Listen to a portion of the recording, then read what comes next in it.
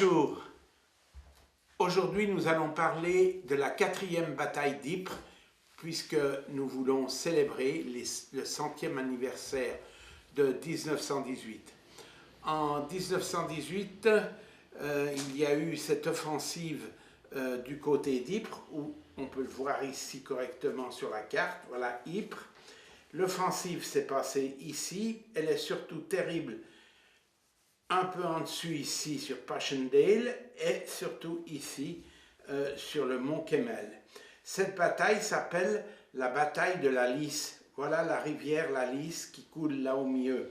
On appelle aussi cette bataille la bataille d'Esther parce que cette ville a été considérablement détruite pendant cette bataille, exactement comme le village de Passchendaele, enfin le gros bourg de Passchendaele, qui a été complètement éliminé de la carte et jamais reconstruit. Maintenant, la commune s'est regroupée avec Sonnebach, c'est le bourg d'à côté. Donc, on peut voir que les Allemands vont venir depuis là et ils désirent traverser la Belgique pour deux raisons. D'une part, conquérir complètement la Belgique et d'autre part, conquérir les ports qui sont là, c'est-à-dire Calais et puis les ports belges pour pouvoir ensuite descendre directement sur la France. Donc cette offensive qu'on a appelée l'offensive Georgette, c'est les Allemands qui avaient donné ce nom, mais on n'a toujours pas compris pourquoi on avait donné ce nom, on n'a aucune idée d'où est venu ce nom. La bataille va avoir lieu ici. Les Allemands sont en face. Par chance, comme en 17, il y a eu la paix de Brest-Litovsk avec la Russie, ils ont pu récupérer beaucoup de soldats, donc c'est presque 50 000 hommes qui vont arriver et qui vont déferler sur ce front. Particulièrement, comme on a dit, ici à Esther et puis au mont Kemmel.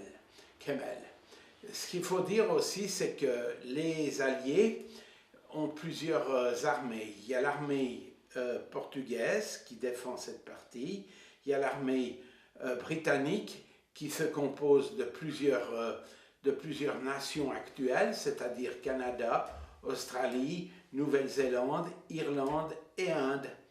Et puis il y a les Français avec également leurs coloniaux, et il y a les Belges bien sûr, et il y a les Américains. Tous ces gens sont groupés là pour résister à cette invasion allemande qui vient. Alors, offensive, comme ils disent.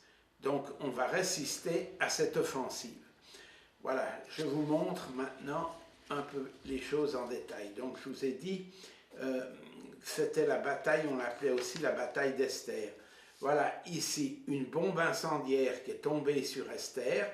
Ici, vous avez des soldats allemands qui vont se sauver. Voyez? Et ici, vous avez une vue de Esther complètement démolie. Voyez les dégâts qu'ils ont subis. Voilà, après la guerre, ils ont fait une photo. Voilà ce qui reste de Esther. Donc, comme je vous ai parlé des belligérants, voyez, les Belges qui se battent également sont sous les ordres du roi des Belges, qu'on appelait aussi le roi soldat. Voyez, c'est Albert Ier. Regardez. Alors lui, toute la guerre, il l'a faite avec ses soldats. Voilà les soldats belges, l'infanterie belge, voyez, qui marche à pied. Voilà, c'est ceux qui sont sacrifiés. Voilà les soldats belges, encore de l'infanterie avec les chiens. Voilà, ici, vous pouvez voir le général Gomez da Costa. Ce Gomez da Costa, qui lui a été le général commandant les troupes portugaises. Donc celui-ci deviendra le premier président de la junte militaire au Portugal. Voilà les Portugais qui défilent, là on les voit bien, c'est sympathique, avec leur drapeau, et puis leur apparat. Et ici vous les voyez dans les tranchées, les pauvres Portugais complètement retranchés, ils étaient assez mal équipés, mais ils vont tenir ce mont Kemmel, qui est en fait une colline, parce qu'on est quand même dans le plat pays qui est le sien. Hein. Donc, elles ne sont pas très hautes, les montagnes en Belgique, mais finalement, c'est là qu'ils ont tenu, et ils ont bien tenu. Ils ont eu énormément de pertes. D'ailleurs, en Belgique, il y a eu énormément de pertes. Il y a près de 500 000 hommes qui sont morts sur ce front. Est-ce qu'il y a eu 4 batailles pour Ypres, donc ça a été assez terrible. Ici, on vous a montré les soldats britanniques pourvus de masques à gaz. Ici, l'armée indienne, enfin les Indiens sous commandement britannique qui essayent les masques à gaz, voyez. Et voilà, quand on a mis le masque à gaz et tout, ça supporte mal la situation parce que les gaz sont lacrymogènes, ça coule derrière le masque et les gens sont quand même atteints. Vous voyez, après ils font la file pour aller laver leurs yeux. Il faut qu'ils lavent pendant des jours et des jours, laver les yeux pour se débarrasser de ces gaz lacrymogènes qui avaient été tirés par les Allemands. La bataille de la Lys se passe surtout dans la boue. C'est une bataille de boue. Alors vous pouvez voir ici, effectivement, voilà le plat pays. Alors c'est terrible parce qu'il faut patauger là-dedans. C'est vraiment horrible. Voilà, comme ici, comme on vous l'a mis là, en plus grand, vous pouvez voir ces soldats.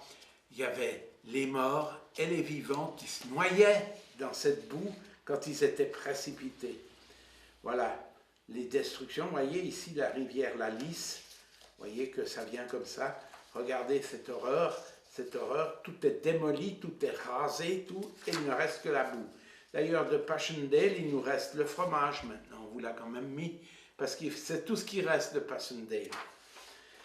Les Allemands, eux, ils ont mis en marche un tank pour leur premier tank. Il y avait 16 personnes qui s'accommodaient dans ce tank, vous voyez, 16 personnes qui s'installaient là-dedans, et ça a très mal marché. Dès qu'ils sont arrivés dans la boue, le machin n'a plus fonctionné, et ça a été terminé, on n'en parlerait plus. Seulement, le problème, c'est que les Allemands, eux, ils sont très ennuyés parce que dans leur pays, les spartakistes se sont réveillés. Vous voyez, voilà une démonstration spartakiste, c'est-à-dire la gauche, principalement, le Parti socialiste, Parti communiste, Rosa Luxembourg, Liebknecht, et puis surtout les anarchistes, etc. Donc voilà, ces gens font des manifestations dans Berlin, on sent que ça va être la fin. Donc à l'intérieur du pays, il y a beaucoup de gens qui sont pour le pacifisme, et donc ils vont perdre en plus cette offensive, puisque les autres vont magnifiquement résister, et ça va leur saper le moral. La conclusion de tout ça, avec les spartakistes, la marine qui n'est pas d'accord avec l'infanterie, tout cela, ça va faire la chute du Kaiser, c'est-à-dire de Guillaume II. Ça va être terrible, il va être limogé de son état de général en chef de l'armée allemande, enfin de l'Empire allemand, et voilà, ça sera la fin. Ce qui est terrible avec ce nombre de morts qu'il y a eu dans cette bataille, enfin dans toutes ces batailles d'Ypres, c'est le nombre considérable de personnes qui sont décédées. Et on peut dire que finalement, en Belgique, il y a énormément de cimetières militaires. Parce que, voilà, ici, un cimetière militaire belge, vous voyez, avec leur petite enseigne en dessus, le nom avec le grade. Voilà le cimetière américain en Belgique, le cimetière portugais en Belgique, le mémorial pour ceux qui sont morts dans la région de Passchendaele. Alors, il a été érigé à Sonnenberg et il commémore les soldats canadiens qui ont été héroïques dans cette boue. Voilà le cimetière français, n'est-ce pas? Voilà le cimetière irlandais. Voilà le cimetière allemand, parce qu'eux aussi, naturellement, ils en ont perdu. Et puis, voilà une carte postale du cimetière allemand avant qu'il soit refait dans les années 20. Voilà comment ce qui se présentait. Voilà le cimetière nouveau-zélandais avec un Maori représenté devant. Et voilà ce très beau cimetière, ce très joli petit cimetière, vous voyez, ce très joli petit cimetière australien avec 78 décédés à cet endroit. On peut constater aussi ici cette croix particulière qu'on appelle la croix du sacrifice. Alors voilà le cimetière, un des cimetières australiens sur territoire belge. Et voilà l'énorme cimetière britannique qui comprend naturellement des Canadiens, des Irlandais, des Australiens, des Nouveaux-Zélandais, des Indiens, enfin tout le monde. Et pour nous, la France, eh bien voilà la tombe du soldat inconnu. Et pour vous, j'ai fait un poème que je vais vous lire maintenant. Le poème s'appelle « Cimetière militaire ». L'enfant commence sa vie, il reçoit son nom et un prénom. Ses parents guident sa destinée, il éduque, le domestique. Il les croit, c'est son destin, même si tout est faux. Il ne juge pas ceux qui l'ont engendré. Patriote, à 21 ans sous les drapeaux, un peu plus tard dans la tranchée. En avant, bousculade, baïonnette au canon, sous la pluie, dans la boue. Mort. Au cimetière militaire commence sa vie posthume. Sur la stèle, on a gravé le nom et le prénom. On connaît l'endroit, le jour et l'heure. Manque le motif. Tout est faux, archi faux, totalement faux. Ce que disent les fées, sur les berceaux. On ne sait même pas qui est l'ennemi. Le pourquoi, le comment. Guerre mondiale, du Japon au Brésil, toute l'Europe, les Amériques, universalisation des discours qui dissimulent le vide dans le héros. Lui qui était très connu comme maçon, on ne l'a pas retrouvé. Inconnu, soldat inconnu.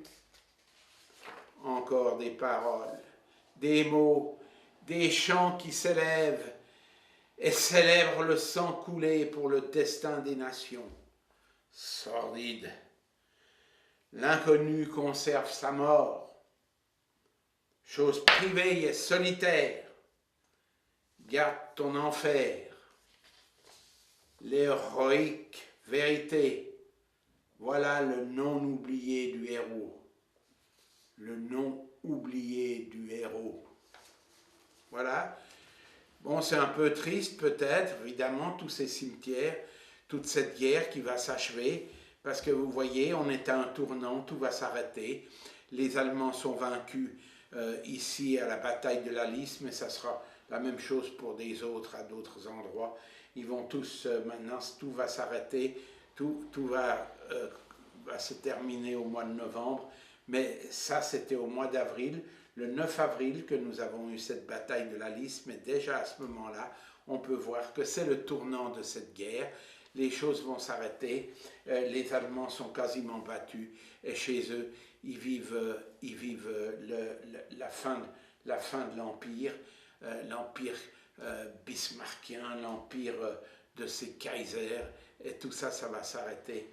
Et c'est pour ça que, finalement, on voulait commémorer pour ces 100 ans, on voulait commémorer cette bataille de la Lys en Belgique, où effectivement l'armée belge, comme les autres qui sont venus se battre à ses côtés, ont été extrêmement héroïques dans des conditions qui ont été épouvantables. Voilà.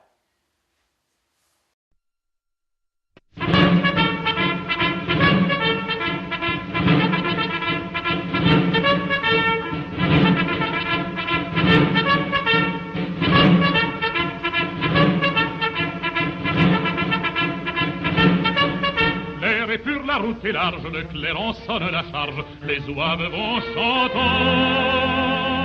Et là-haut sur la colline, dans la forêt qui domine, on les guette, on les attend.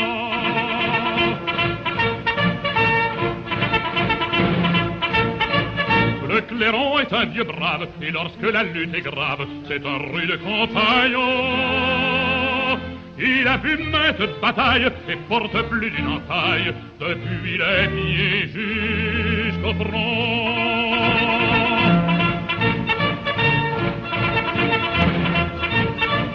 C'est lui qui guide la fête, jamais sa pierre trompette est un accent plus vainqueur. Et de son souffle de flamme, l'espérance vient à l'âme, le courage monte au cœur.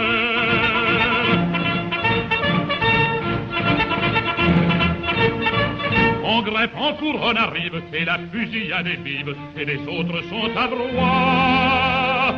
Quand enfin ce cri se jette, en marche à la baïonnette, et l'on entre sous le bois.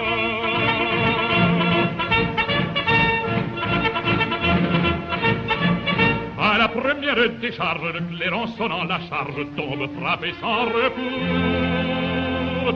Mais par un effort suprême, menant le combat quand même, le clairon sonne toujours.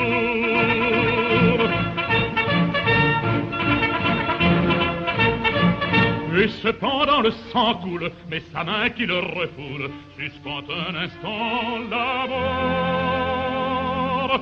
Et de sa note affolée, précipitant la mêlée, le vieux clairon sonne encore. Il est là couché sur l'herbe, dédaignant blessé superbe tout espoir et tout secours. Si sur sa lèvre sanglante, gardant sa trompette ardente, il sonne toujours.